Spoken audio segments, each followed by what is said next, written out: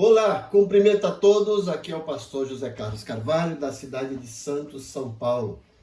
Estamos juntos para mais uns comentários da nossa nova lição, a lição 9 da revista CPAD, lição que será ministrada no próximo domingo, dia 28 de novembro de 2021. Essa lição tem como título Paulo e sua dedicação aos vocacionados. Como sempre, minha oração e meu desejo é que o Espírito Santo use cada um de vocês, professores, com ousadia, com intrepidez, unção, criatividade e muito dinamismo. Estamos nesse trimestre focando sobre o ministério e a vida do apóstolo Paulo. E hoje, especificamente, nessa lição, falaremos sobre a dedicação que ele tinha com os vocacionados, com os seus discípulos. Que Deus os abençoe grandemente nessa maratona. Vamos para o nosso texto áureo. O texto áureo encontra-se em Atos 20 e 28, que diz o seguinte: Olhai, pois, por vós e por todo o rebanho sobre o que o Espírito Santo vos constituiu bispos, para apacentartes a igreja de Deus que ele resgatou com o seu próprio sangue. Eu gosto muito desse texto, que esse texto tem aí verdades fantásticas sobre igreja. Primeiro, igreja é ilustrada aqui como rebanho. E aqui nós vemos que esse rebanho tem a autoridade máxima do Espírito Santo. E que o Espírito Santo constituiu aqui na terra, para cuidar desse rebanho, líderes, no caso bispos ou pastores, né? E que a função desses líderes, desses bispos ou pastores, é apacentar a igreja. E veja, o texto diz que é a igreja de Deus, a igreja tem um dono, esse dono é Deus. E veja que essa igreja, além de ter um proprietário, que é Deus, ela custou um preço, e o preço foi o próprio sangue de Jesus. Então seria bom o professor frisar isso para os seus alunos, ok? A nossa verdade prática é que no reino de Deus, a liderança mais antiga zela pelas lideranças mais novas, né? Isso é algo que se espera, né? Mas eu vou mais além. Eu não colocaria aqui a liderança mais antiga, né? Mas colocaria a liderança mais idônea ou mais madura. Porque acontece que muitos líderes, apesar de terem uma idade cronológica na sua liderança, no seu ministério, às vezes são líderes que não cresceram, que não se desenvolveram, estão estagnados. E às vezes tem líderes novos que já são mais maduros, mais capazes que essa liderança antiga, certo? Então, os jovens vocacionados, ainda na verdade prática, precisam de cuidado e zelo. E aí onde eles vão buscar esse cuidado e zelo? Nessa liderança mais antiga e, como eu disse, na liderança mais madura. Os nossos objetivos. O objetivo geral da lição, primeiro, é afirmar o papel cuidador da liderança mais antiga acerca da mais jovem. Mais uma vez aqui, eu friso a minha fala, né? Eu não fico tanto aqui com a liderança mais antiga, mas com a liderança mais madura. Como eu falei antes, nem sempre tempo de ministério reflete maturidade ministerial. Mas precisamos disso, que a liderança mais nova precisa de um cuidado dos líderes mais idôneos e mais maduros. Os objetivos específicos. Primeiramente é apontar Éfeso como ponto de partida do aprendizado dos vocacionados. Foi lá em Éfeso que Paulo fez essa declaração do texto áureo, e foi lá que ele mostrou um pouco aqui esse cuidado com os novos líderes, os seus discípulos. Então, temos ali, aqui na lição, como Éfeso sendo o ponto de partida para esse aprendizado, para esse cuidado. O segundo objetivo específico é assinalar o legado doutrinário de Paulo para os novos líderes. Aí sim, Paulo, veja, em termos de liderança, Paulo não era mais antigo que os outros apóstolos, mas era uma pessoa que se tornou madura por toda a bagagem que ele tinha e pela dedicação que ele teve com o seu ministério. E Paulo deixou para nós um legado doutrinário e prático, de cuidado, de mentoria para com novos líderes. E o terceiro objetivo é enfatizar o apelo de Paulo aos líderes, principalmente na cidade de Éfeso, no texto áureo que acabamos de mencionar. Então esses são os objetivos e os professores precisam se ater a esses objetivos.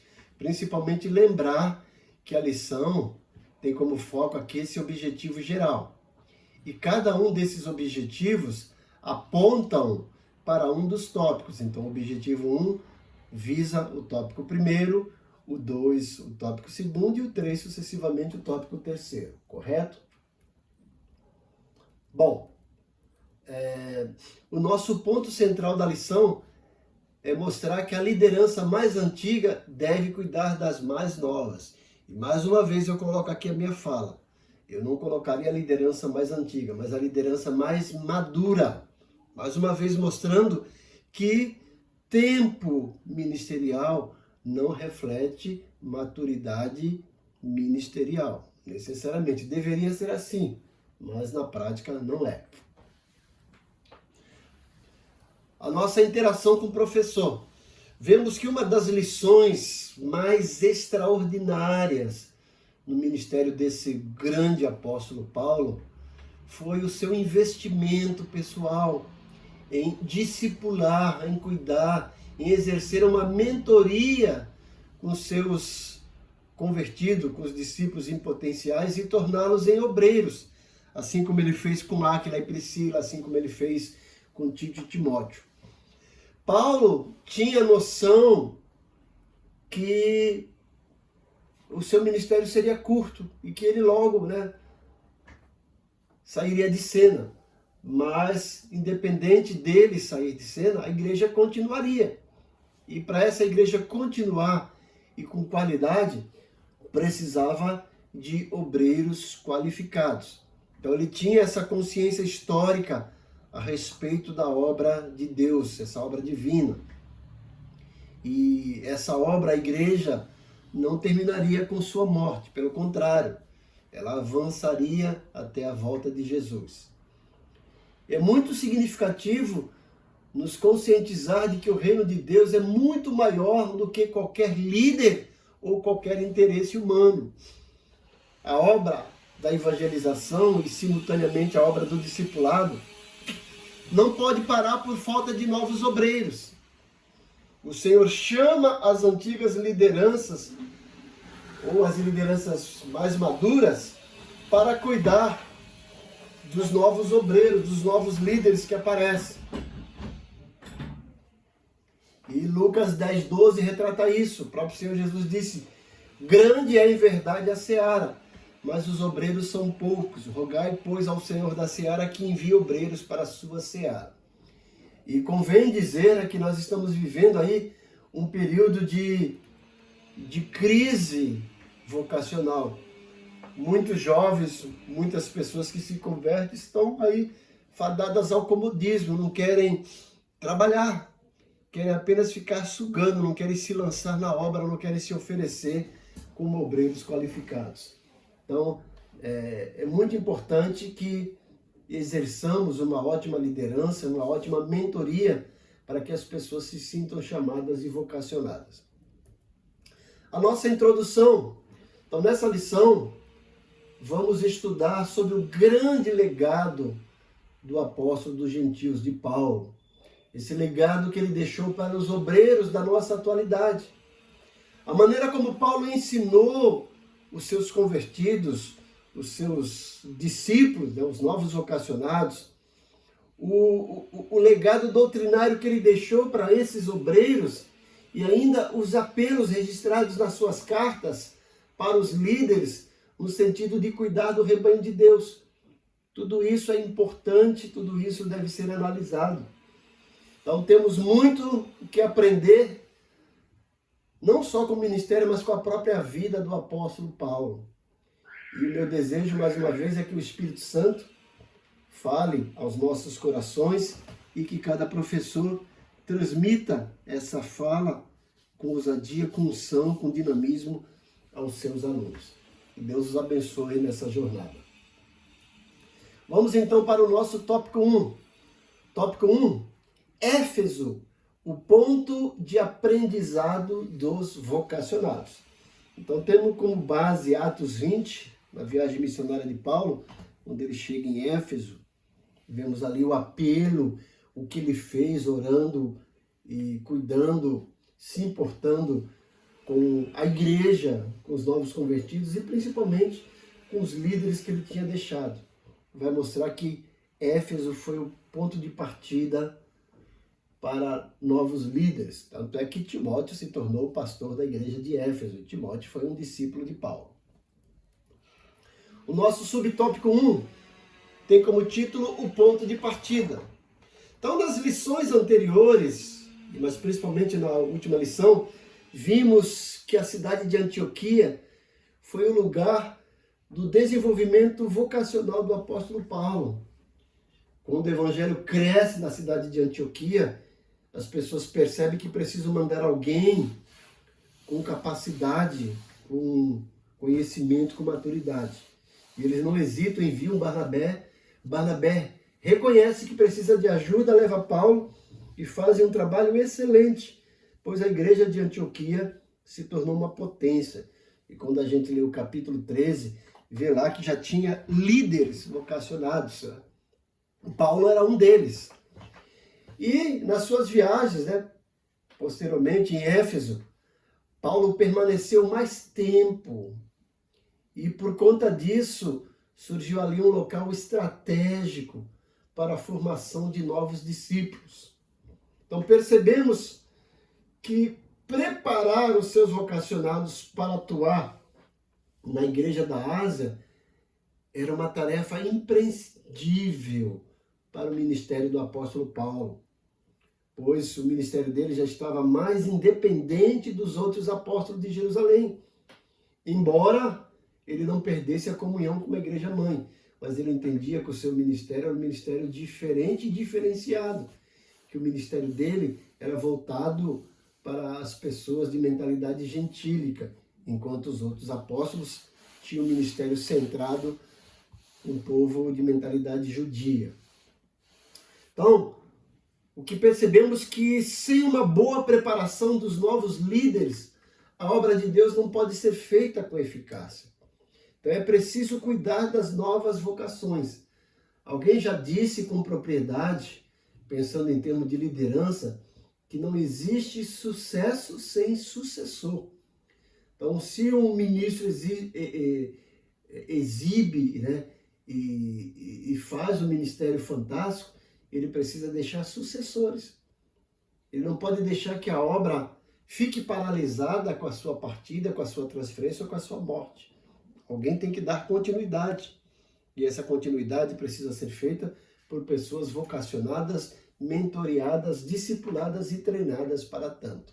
Então vemos que isso aconteceu a partir do ministério de Paulo em Éfeso, onde foi o ponto de partida.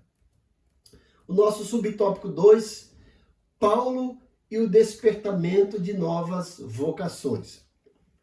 Percebemos que o ministério de Paulo tomou uma proporção muito ampla. Era um ministério internacional. Paulo, nas suas viagens, alcança lugares, distantes da igreja mãe de Jerusalém.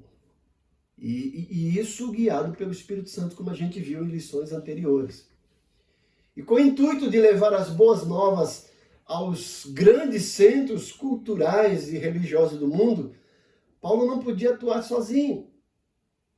Por isso, ele arregimentou e investiu em pessoas que iriam auxiliá-lo a levar o evangelho. Podemos citar alguns nomes, como Timóteo, que se tornou pastor na igreja de Éfeso, que foi discípulo de Paulo. Tem outros como Sópater, segundo Trófimo, está em Atos 20, versículo 4. Tíquico, conforme Paulo menciona em Efésios 6, 21 e 22, em Colossenses 4, 7, em 2 Timóteo 4, 12, Tito 3, 12. Citamos também Tito, que foi um discípulo de Paulo, se tornou pastor e assumiu o pastoreado da igreja em Creta. Temos também Aristarco, conforme Colossenses 4, 10, Filemão, Gaio e tantos outros. Então essas pessoas recebiam ensinos diretamente de Paulo, ou seja, o ministério do apóstolo despertava novas vocações. A gente vê também aí Áquila e Priscila, o próprio Apolo.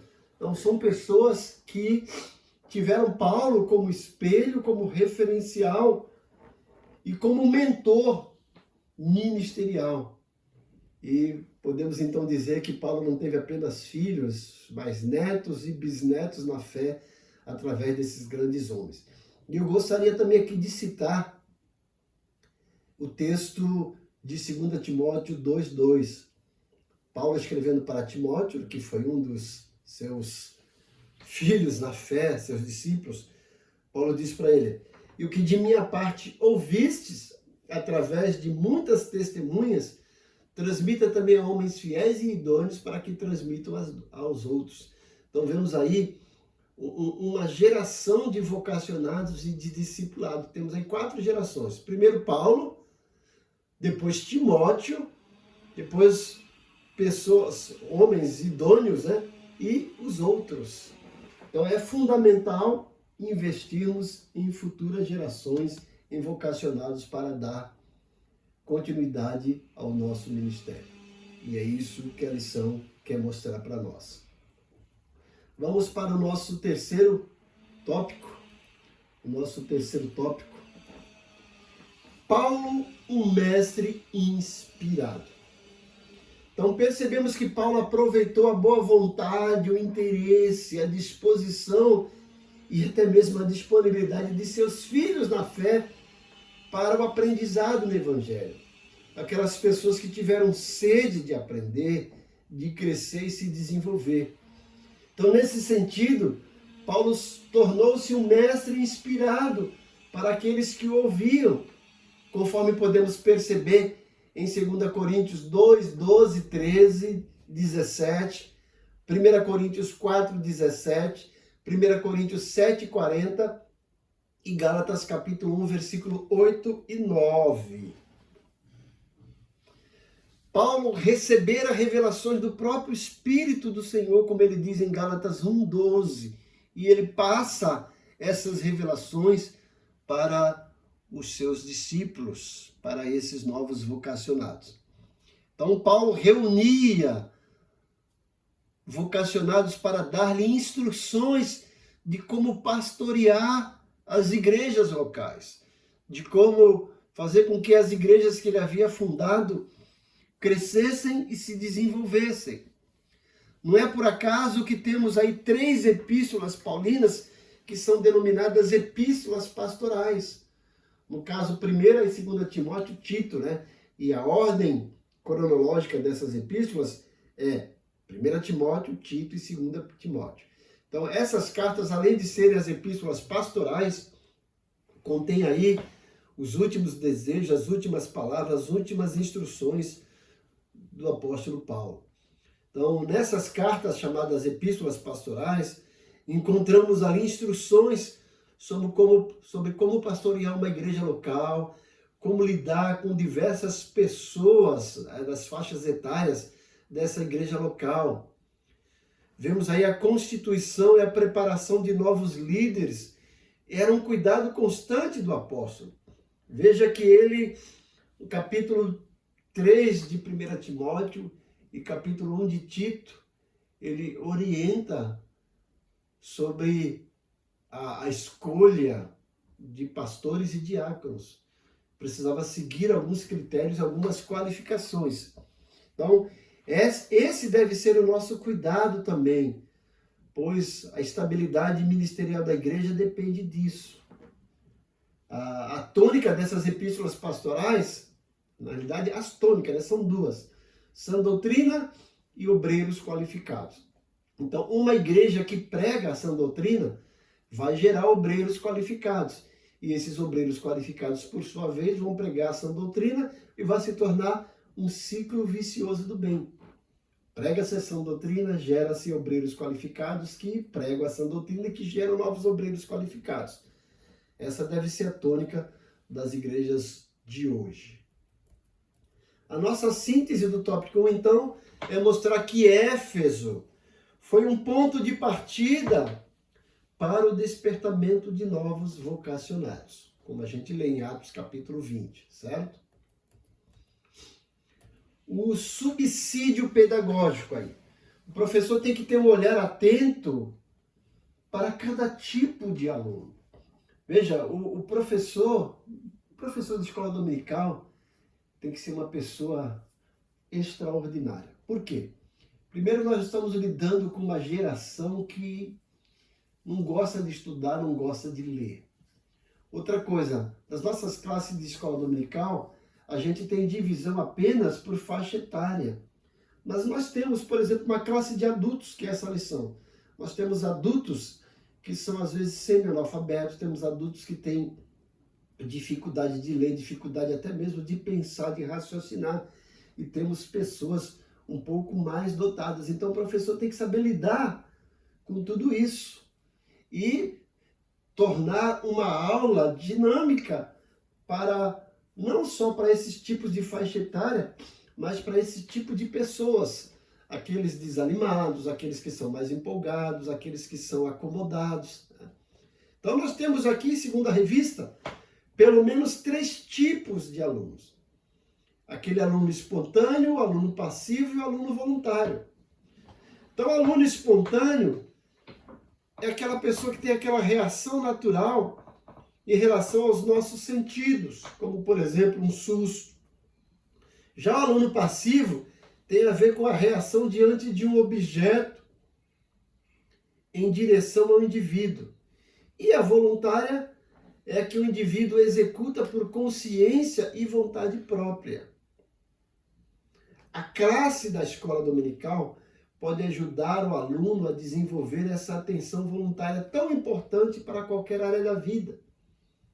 Para obedecer a Cristo é preciso estar voluntariamente atento aos seus ensinos. Pense em estratégias que resultem no maior envolvimento voluntário do aluno com o conteúdo da lição.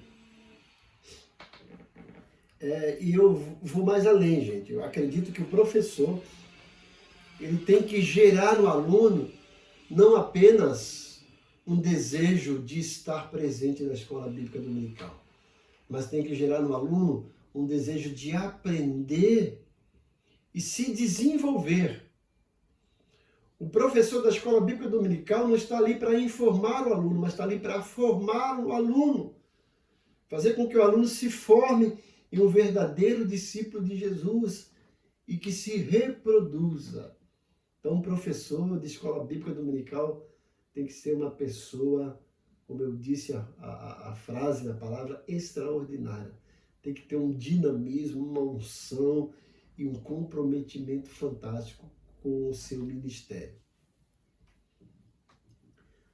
O nosso tópico 2, legado doutrinário de Paulo para os novos líderes. Então vamos ver o que Paulo deixou, não apenas como exemplo de vida, mas também os seus ensinos doutrinários para esses novos líderes. O nosso subtópico 1 vai mostrar a advertência de Paulo a respeito de 2 grupos que os perseguiam e que queriam manchar e atrapalhar o seu ministério. Eram os judaizantes e os gnósticos. Quem são eles? Vamos pensar um pouquinho nos judaizantes. Então, durante o ministério de Paulo, muitos judeus acolheram a mensagem apostólica e se tornaram cristãos. Mas nem todos aceitavam a liberdade cristã dos gentios. Então essas pessoas que se converteram ao cristianismo, Eles vieram do judaísmo. E a única diferença que eles vinham do judaísmo para o cristianismo era a figura de Jesus, Cristo como Messias. E eles estavam seguindo a Jesus, mas ainda traziam as marcas da tradição judaica. Acreditavam que precisavam obedecer todos os rituais mosaicos, principalmente da circuncisão. E com isso, eles estavam meio que atrapalhando o ministério de Paulo com os gentios, né? Então, muitos deles torceram o ensino do apóstolo, afirmando que a salvação dos gentios dependia da observância da lei mosaica. A gente pode ver isso em Gálatas. Paulo chama os Gálatas de insensatos. Ele fala assim, olha, vocês deixaram de prestar os meus ensinamentos. E ele diz, olha, mesmo que um anjo do céu desça com ensino diferente do qual eu apresentei para vocês, seja maldito. Então, esses judaizantes exigiam que os gentios convertidos observassem a lei, tais como alguns aspectos, a prática da circuncisão, a guarda do sábado judaico e a observância dos ritos que envolviam datas e comidas. Parecia que a graça de Deus não era autossuficiente. E contra isso, Paulo se levantou corajosamente, como a gente lê em Gálatas 1, 6-9. O legado que ele nos deixou foi a defesa intransigente quanto à natureza graciosa da salvação. Disso, nem o líder cristão pode abrir mão. A salvação é por graça e não por mérito humano. Então, convém frisar que hoje nós encontramos um grupo de cristãos que estão aderindo a esse conceito judaizante. Eu vejo aí algumas igrejas que têm a bandeira de Israel, a Arca da Aliança, naquele chofar, né? O minoral, o candelabro, muitos pastores se vestindo de rabino, colocando quipá. Muitos crentes, gente, voltando ao judaísmo. Ou seja, isso Paulo fala que é crucificar de novo a Jesus. Quando a gente lê Atos 15, eu acho que essas pessoas que estão voltando para o judaísmo rasgaram as páginas da Bíblia que contém Atos 15. Porque em Atos 15, a igreja precisou realizar uma espécie de concílio para tratar dessas questões, se os gentios precisavam guardar a lei mosaica ou não. E o interessante, quando você lê Atos 15, versículo 28 e 29, eu fico ali extasiado.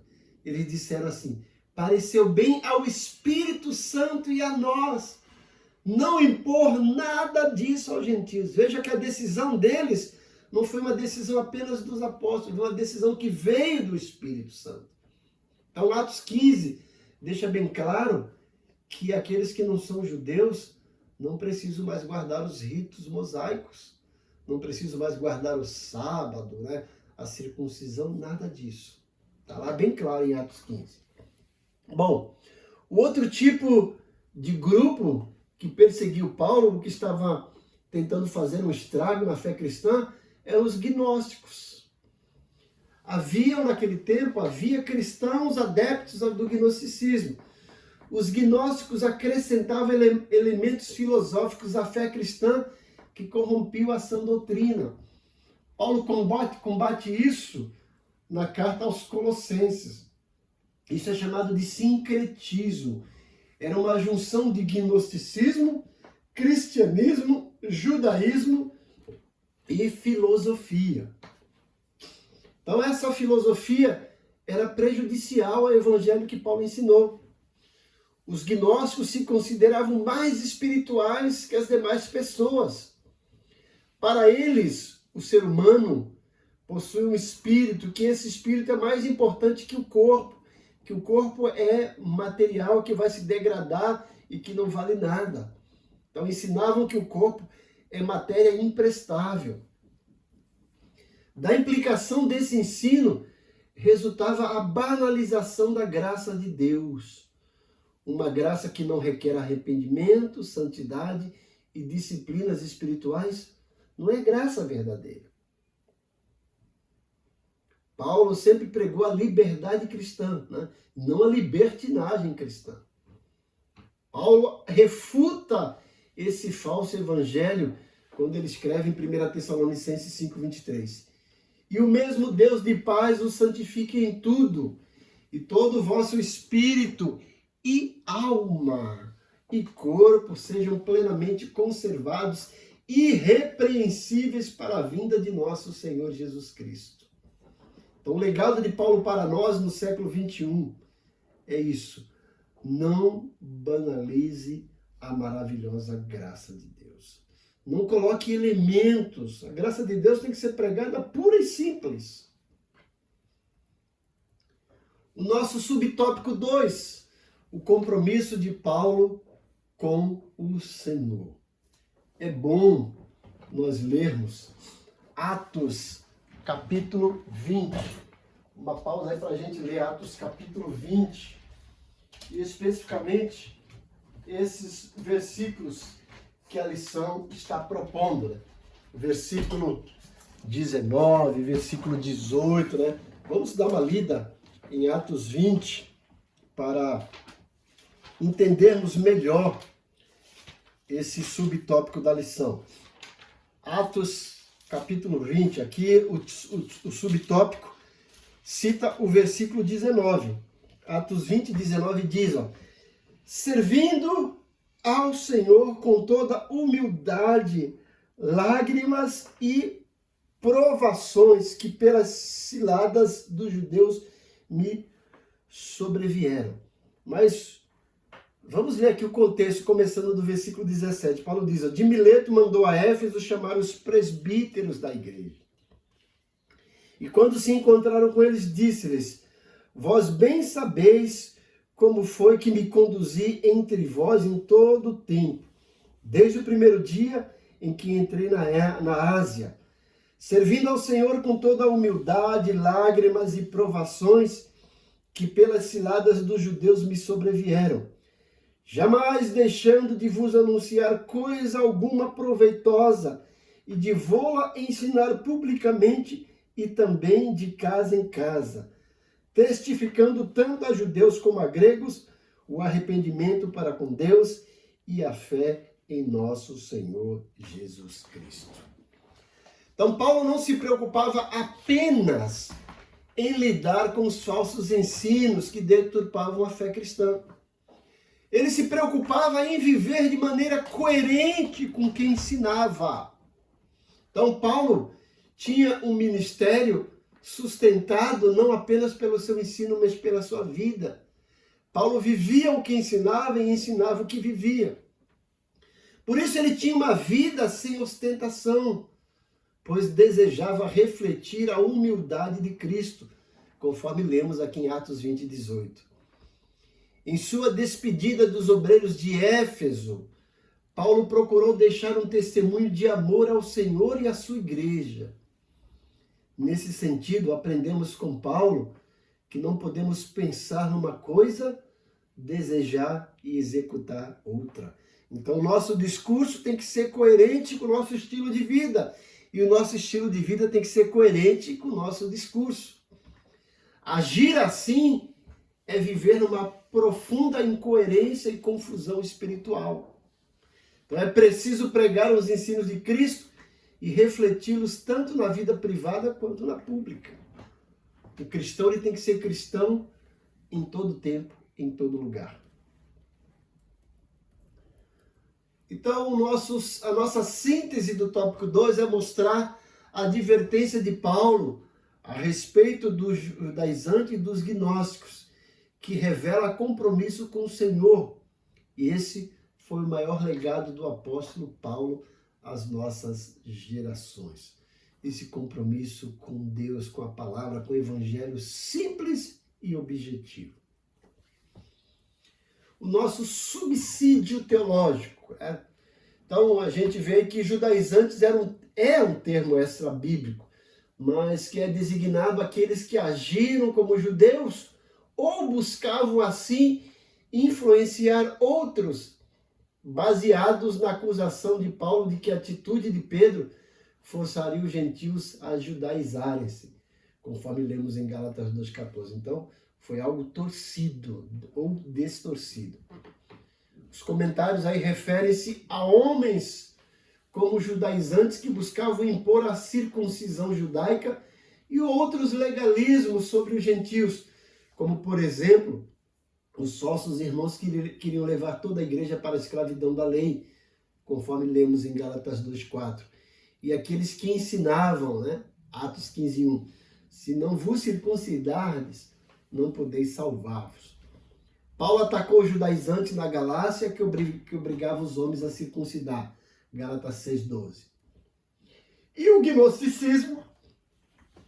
Atualmente se aceita que o movimento surgiu em um ambiente judaico-cristão. Isso não nega a presença de prováveis elementos pré-cristãos no gnosticismo. Então é evidente que o movimento teve início em um ambiente hebraico-cristão. Os gnósticos acreditavam em uma divindade transcendente, indestritível, que é puramente espírito. Então os gnósticos acreditavam que o homem verdadeiro é o espírito, que é um pedacinho de Deus, e que o corpo é apenas um invólucro que mantém, que guarda o espírito, e que esse corpo não vale nada, é imprestável. E não é verdade isso. Deus criou o homem corpo, alma e espírito. Se o corpo não fosse importante, o ser humano não ressuscitaria com o corpo glorificado. Se o corpo não fosse importante, Deus não teria vindo aqui na Terra num corpo de homem, que é o mistério e o ministério da encarnação de Cristo. Se o corpo não fosse importante, Jesus não teria ressuscitado num corpo glorificado. O nosso tópico 3. Paulo apela aos líderes. Então, qual é o apelo de Paulo aos líderes? Então, vamos tratar nesse tópico 3, esse apelo de Paulo aos líderes, aos novos líderes que foram formados por ele. Nosso subtópico 1 vai falar sobre o desprendimento do obreiro para realizar a obra de Deus. Veja Atos capítulo 20, versículo 24. Porém, em nada considero a vida preciosa para mim mesmo, contanto que complete a minha carreira e o ministério que recebi do Senhor Jesus para testemunhar o evangelho da graça de Deus. Então, Paulo sabia que a sua vida estava centrada em Jesus e que tudo o que ele deveria fazer deveria ter como objetivo principal anunciar Jesus. E esse texto que eu acabei de ler reflete um pouquinho as últimas palavras de Paulo em 2 Timóteo 4, do 6 a 8, quando ele diz: completei a carreira, guardei a fé. Ele vai mostrar isso, já estou próximo da minha morte, e eu combati o bom combate, completei a carreira, guardei a fé. Já receberei a coroa de glória que o Senhor dará, não apenas a mim, mas a todos aqueles que o amam. Então Paulo tinha noção exata do que precisava fazer e ele tinha esse desprendimento para realizar a obra de Deus. Então Paulo fala sobre esse desapego material na vida do obreiro. Então esse versículo 24 mostra que Paulo tinha um coração livre da avareza, da ganância. Sua vida mostra que o desprendimento das coisas materiais e plena dependência em Deus são características inesgotáveis na vida do obreiro cristão. Não podemos nos perder ministerialmente por causa da avareza e da ganância. Lembremos o exemplo de Paulo, que procurava não ser pesado às igrejas que pastoreava e visitava, conforme ele diz em 2 Tessalonicenses 3:8. Eu gostaria de frisar que o professor tem que ter um cuidado aqui para mostrar para os alunos que o fato de termos esse desprendimento para com as coisas materiais não significa que o indivíduo, o cristão, tem que ser relaxado e que tem que abrir mão de tudo, parar de trabalhar, não se preocupar com a sua casa, com a sua família. Não, não é isso. Ele precisa valorizar tudo isso, que isso é obra de Deus. Mas ele tem que entender que tudo isso é passageiro e que as nossas bênçãos eternas são bênçãos espirituais. Mas enquanto estivermos aqui, temos que ser pessoas comprometidas e compromissadas com aquilo que Deus nos dá, com a nossa família, com os nossos bens. Temos que cuidar dos nossos bens, temos que cuidar da nossa família, temos que cuidar do nosso corpo, temos que cuidar do nosso emprego. Mas lembrando que nós temos um ministério a exercer. O nosso segundo subtópico vai falar sobre o cuidado pessoal do obreiro. E esse versículo 28 eu acho fantástico, versículo 28 aqui de Atos capítulo 20. Depois que Paulo chama os líderes lá da igreja de Éfeso, ele conclui aqui com esse versículo 28. Atendei por vós e por todo o rebanho sobre o qual o Espírito vos constituiu bispos, para pastoreardes a igreja de Deus, a qual ele comprou com seu próprio sangue. Ele diz no 29, né? Eu sei que depois da minha partida, em vós penetrarão lobos vorazes que não pouparão o rebanho. E ele fala que dentre vós mesmos se levantarão homens falando coisas pervertidas para arrastar os discípulos atrás deles. Portanto, vigiai, lembrando-vos de que por 3 anos, olha aí, gente, o legado que Paulo deixou. 3 anos, noite e dia, não cessei de admoestar com lágrimas a cada um. Então, Paulo mostra que a igreja foi comprada pelo sangue de Jesus. Que a igreja tem um proprietário, que é Deus. E que a igreja tem um preço, o sangue de Jesus. E que esses líderes têm que zelar para não deixar falsos mestres deturpar o evangelho pregado. Então, Paulo tinha uma liderança exemplar diante das pessoas, mas entendia que isso não bastava. Por isso, no versículo 18, ele diz, olhai, pois, por vós mesmos, cuidem de vocês, né? Zelem pela vida de vocês, pelo ministério de vocês, invistam na vida de vocês. Então, assim, Paulo aconselhou os obreiros que olhassem para si mesmos. Às vezes, o que acontece na caminhada ministerial, que tendemos a passar a ideia de que somos super-homens, super-crentes. Isso não existe. A experiência nos ensina que não somos intocáveis pelas circunstâncias externas. É preciso cuidar do corpo, da alma e do espírito. Assim, antes de cuidar do rebanho de Deus, o obreiro deve zelar pela sua saúde física, emocional e espiritual. Portanto, devemos cuidar de nós mesmos para cuidar do povo de Deus.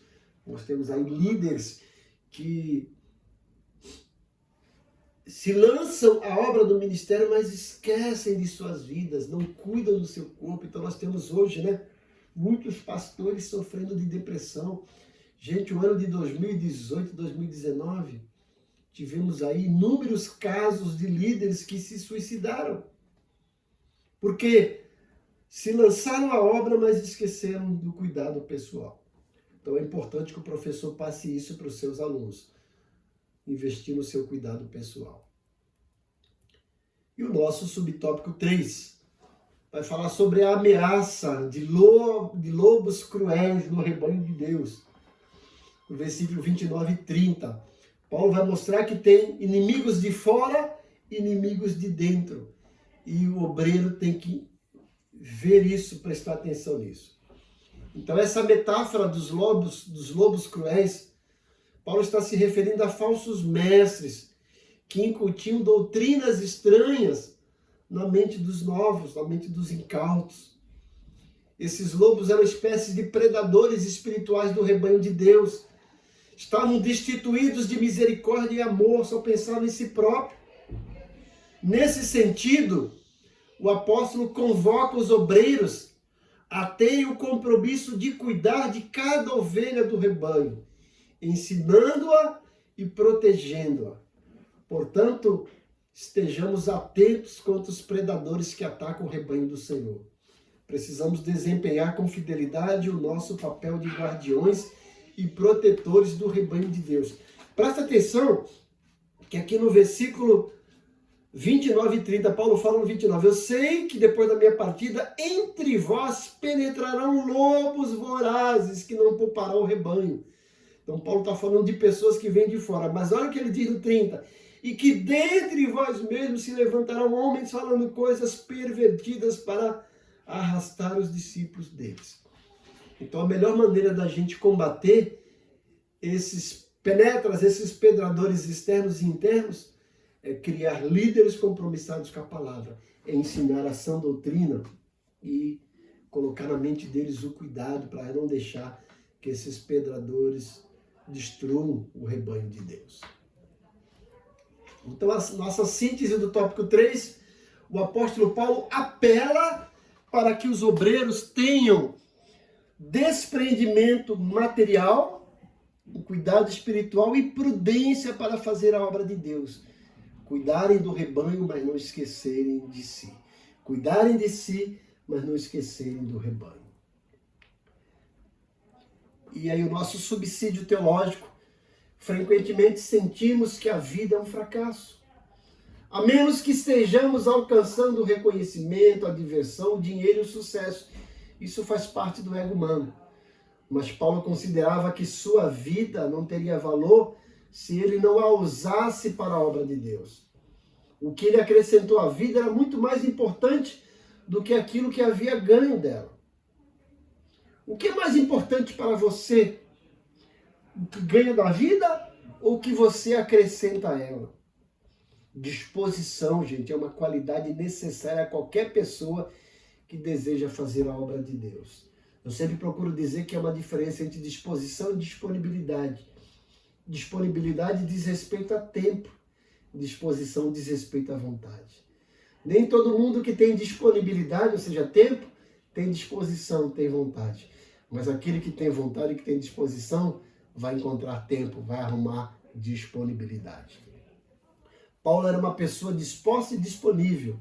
E a meta mais importante de sua vida era falar aos outros a respeito de Cristo. Não é de admirar que Paulo tenha sido o maior missionário cristão. Deus ainda hoje procura homens e mulheres que priorizem a grande tarefa que ele lhe deu para fazer.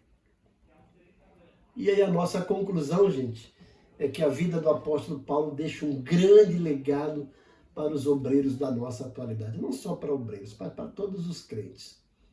Sua maneira de despertar novas vocações, sua herança doutrinária para a nova geração de obreiros e seu apelo aos obreiros para cuidar do rebanho e cuidar de si próprio. São marcos importantes para nortear os ministérios dos vocacionados de Deus. É tempo de desenvolver novas vocações. Que Deus abençoe vocês, né? O meu desejo, como sempre, é que o Espírito Santo use cada um de vocês, professores, com ousadia, com dinamismo, com unção, para ministrar essa aula no próximo domingo. Que a graça do Senhor Jesus, o amor de Deus Pai e a comunhão do Espírito Santo seja com todos. Amém.